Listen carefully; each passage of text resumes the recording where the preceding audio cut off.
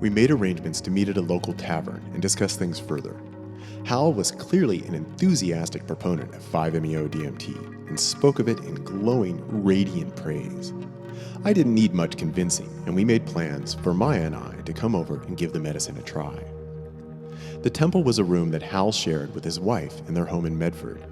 Their own relationship was in the process of dissolving, and Hal's wife had a new lover, but the two were still living together and raising their young son. The temple room was used by Hal for his administrations of Toad, the Temple of Awakening Divinity, and his wife used the room for tantric dance workshops for her female clientele. It was decorated with all kinds of magical symbols and spiritual iconography, with a mattress off to one side that would serve as the launch pad for the 5-MeO experience. Hal had a strong predilection for ritual and ceremony, and after a lengthy opening of chanting, blessing the 4 directions, stating intentions, and guided meditation, we were ready. I took my place on the launch pad and was presented with the opportunity to inhale toad venom through a strange contraption that seemed to have too many parts to really be functional. It was a custom-made vaporizer, designed by another 5-MeO aficionado, supposedly providing an ideal delivery method of the potent medicine. The experience that followed wasn't much. Dreamy, expansive, open, fluid, beautiful even. But it was a comfortable ride. It wasn't the rocket ship straight into the heart of God that I was promised. Following Hal's instruction, I took my hit and then lay back on the mattress, folding my arms across my chest. I lay there for 20 to 30 minutes, and when it was over, opened my eyes and sat up. Hal quickly asked, "Where did you go?" assuming that I had just gone through a powerful experience. "Nowhere," I answered. "It was nice, but nothing profound." Hal was disappointed and vowed to have me back over again sometime soon when he had more medicine to share with me. My next invitation to attend ceremony at the Temple of Awakening Divinity featured a somewhat different Eucharist. This time, rather than being toad venom, it was now pure crystallized 5-MeO-DMT. The device, or lamp as my host preferred to call it, was different this time as well. We were to take the sacrament from a piston-based vaporizer. The chamber was first filled with argon gas, an inert noble gas, so that there would be no oxygen present and therefore nothing to burn. The crystallized 5-MeO-DMT was placed at the bottom of the chamber and then heated from beneath, filling the entire chamber with a white cloud of psychedelic vapor. I stated my intentions and what I hoped to gain from this experience. I said something to the effect that I believed that everything happened for a reason. I found it very meaningful and significant that my host had been inspired to contact me after seeing the God Box Mystic Toad on my website. I related how I had received the challenge to accept my own divinity through the God Box, when a supplicant who had opened the God Box presented me with the opportunity to choose a card as a gift, and the one I had selected had that imperative written on it, something I felt I had never achieved. God was still something foreign to me, as was my own ultimately divine nature as an incarnation of the Absolute. So here I was, willing to try this sacrament once again in the hopes that I might experience my own divinity, whatever that may be, and that I might know and experience something of the divine source of all of existence. I didn't finish the entire chamber of vaporized 5-MeO-DMT. There was perhaps still a third or fourth of the hit left.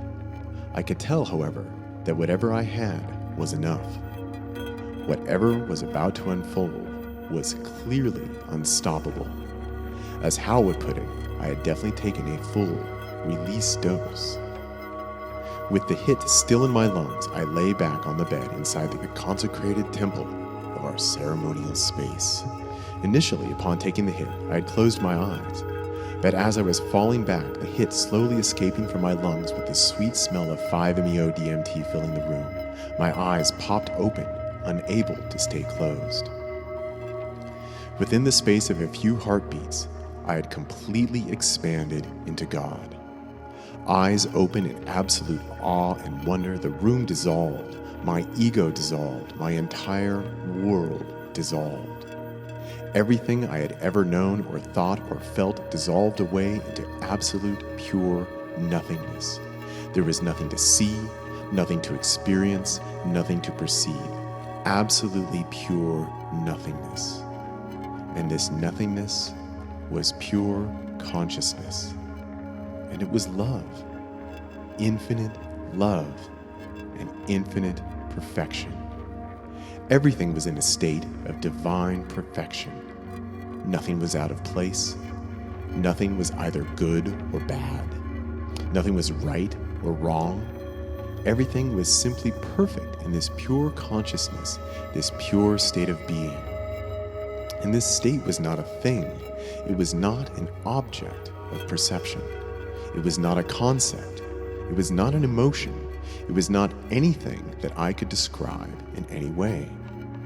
In fact, when asked later, I vaguely described it as living starlight, but even that was not accurate, for in truth, it was nothing. But that no thing was everything. It was God. And it was my deepest nature. I was one with God. Not my ego self. That was pretty thoroughly obliterated through the impossibly fast 5-MeO DMT expansion. It was not as though I identified my personal sense of self with God. Rather, it was the deepest core of my being, not my ego identity, that was identical with God. As a finite being in a body with a sense of self and identity, I was an expression of God. At my core, at the very deepest level, my nature as an incarnated being was one with that pure consciousness, that infinite love, that infinite source of creative energy in which all things exist in absolute and unquestionable perfection. In those few heartbeats, this beautiful and sacred medicine had opened me up to the all. I had accepted my own divinity. "Thank you, God," I called out as my hands reached up towards that infinite expanse of nothingness, a few moments after the hit of psychedelic medicine flowed out of my lungs.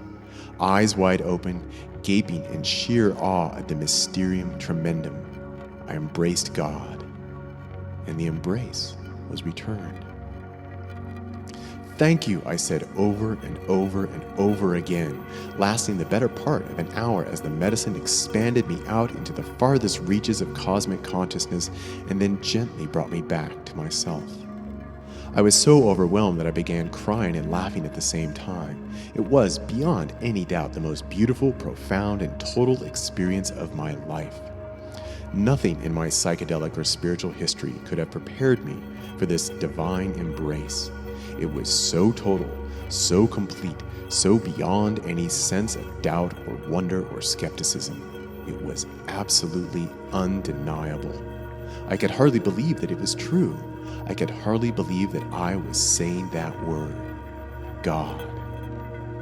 I was one with God, and God was love, and I knew that I loved God with all my heart, and that I, as a small, little, insignificant person with my own very small sense of self and being, was embraced by the love of all, and that all things were in absolute perfection. All that was God. God was the only true reality. All else was illusion. The effluence of God's creative power manifesting in space and time as a physical world with physical beings that felt so alone and cut off. But now I truly understood, for I experienced the truth with every aspect of my being. God was real. God was reality. And my nature as a living being was one with that absolute reality.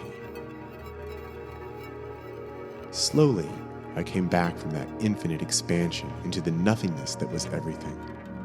Like a spaceship re-entering the atmosphere, I could feel the layers of my individual sense of self begin to reassert themselves.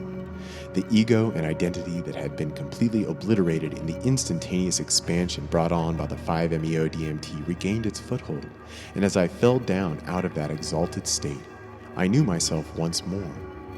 I understood that I was Martin, this collection of patterns and habits, judgments and beliefs, choices, attitudes and emotions. It was the me I had lived with all my life. But now I knew. Now I knew with all my heart that there truly was something more, and that something was more profound, more complete, and more truly holy and sacred than anything I had ever imagined or anything I had ever conceived. I knew that in the end, we, all of us, everything that we see, hear, taste, feel, and experience is really just the one being. It is all God. God is the only true reality. And at the same time, God is absolutely nothing, nothing at all, nothing to grasp, nothing to hold on to, nothing to behold, nothing to name or force into a box of language and conceptuality. God is simply the I am, and there is nothing more that can be said. God is, and that is enough.